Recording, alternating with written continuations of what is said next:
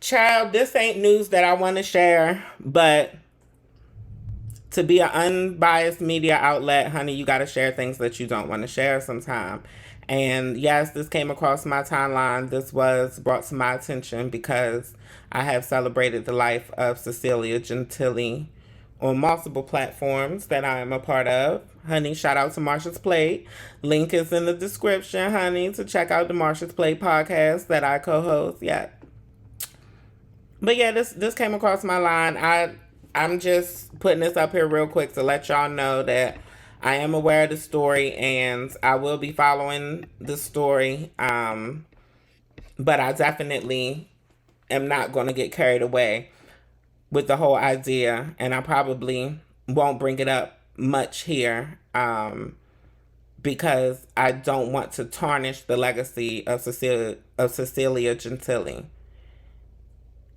However, I do find it necessary to bring up, and I do find it necessary to discuss because addiction is real. For all who don't know, I am a recovering opioid addict. I have been clean for approximately 10 years now. I will not give y'all specific dates just because I don't hold on to that for my own recovery.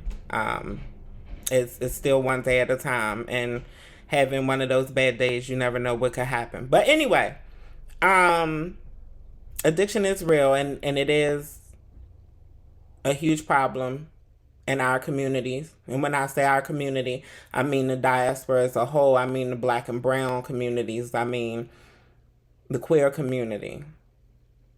And it's become so recreationalized, I will say. It's become so normalized for this current generation. You know, the video that I was showing y'all earlier, in the video that has gone viral on Twitter, with the child doing the Tina. And I know for all the girls who cruise the apps, honey, y'all might have seen me on there, honey. I know for all the girls who cruise the apps, honey, you see a lot of the children with the capital T. Baby, I'm just letting you know. Y'all are adults. Y'all make your own decisions. But once you decide to start using substances to cope with the ills of life, you have made a lifelong decision.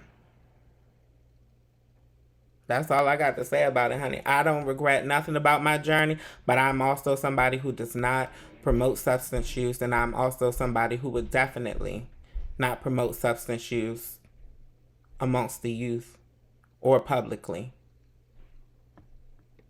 Honey, but let's get back to it, honey. What we got to talk about? Like, child, let me refresh y'all memory about our good sis Kendall Stevens. Transgender activist identified as Kendall Stevens is now charged with sexually assaulting 2 children under the age of 13. The state attorney general's office filed charges tonight against 37-year-old Kendall Stevens. The charges include the indecent assault against a person less than 13 years old and endangering the welfare of children, parent or guardian. Stevens came to Action News in August of 2020 after she was attacked in her Point Breeze neighborhood. She says she was targeted by a violent group for being a trans woman. Stevens then became a prominent activist for the LGBTQ community. She urged lawmakers to change Pennsylvania's hate crime statute to include protections for LGBTQ people. It means to me that the transgender population will finally get the support that we need from city officials. Now, I was raked over the coals for being so lenient on Kendall. Honey, and with me, honestly, it just depends on the day. It depends on how I'm feeling. My content can be a reflection of me. If I'm feeling serious, then I'm going to speak more seriously on topics, honey. If I'm feeling like a kiki, then I'm going to be a kiki. If I'm feeling like me, then you're just going to get a little bit of both. Now, one of the reasons why I did take it so easy on Kendall, just because I just had a feeling that something won't right about this. I just felt like Kendall was too public as a personality for this to just be coming out now. You know? Something just didn't sit right with me. She's too close. I mean, I feel like she was too close to the too many politics for one. If this were to be true, for it to come out and be so blanketed. But let me break y'all down with the update. Let me break y'all down with the update. Let me find the article so I can give y'all the developments, because none of the news who covered Kendall being charged are covering this dismissal of charges. Let me just fix this real quick, because this is going to work on my OCD. Yeah, I just had to. Gotta get that. All right, I think we're good. Okay.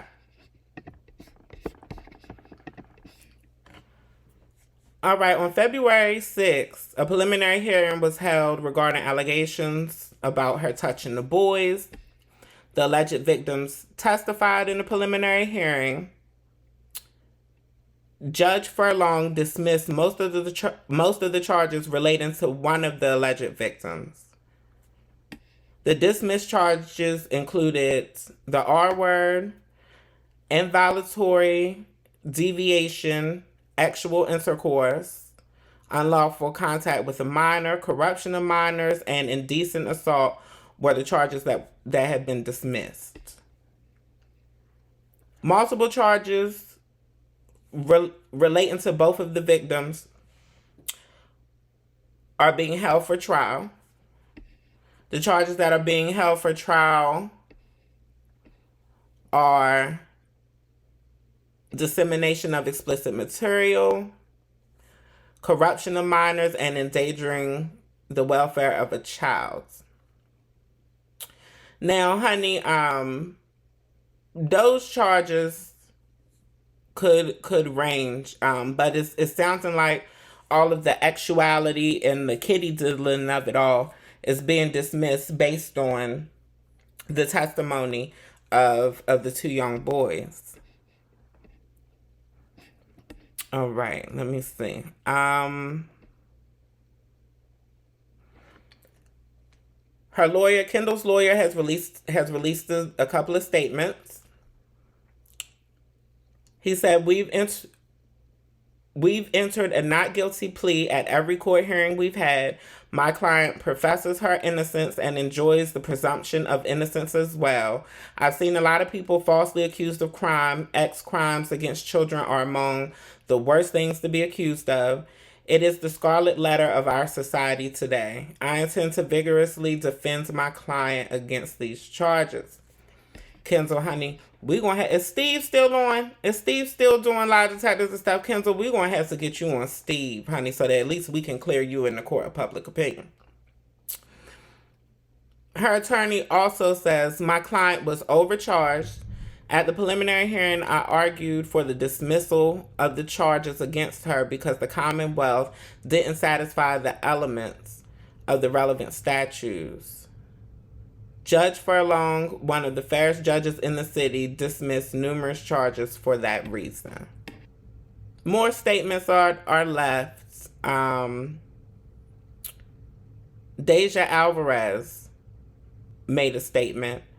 In fact, just to point out the fact that there are a lot of people who use the transgender community for their own political reasons. There are a lot of conservatives and a lot of anti-trans politicians and political followers who have insisted that the trans community isn't talking about this issue, but apparently Deja's talking about it as well.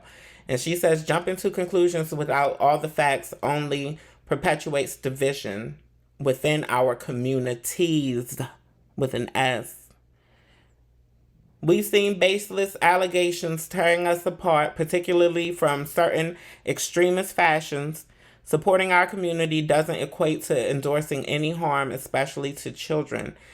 It means we're discerning, not blindly following an extreme ideology.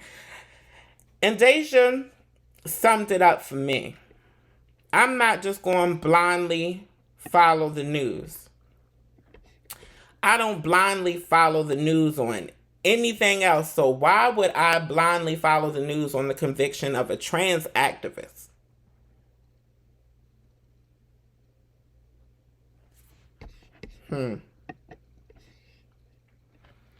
shout out to our sister Kendall Stevenson. Kendall Stevens, I'm sorry.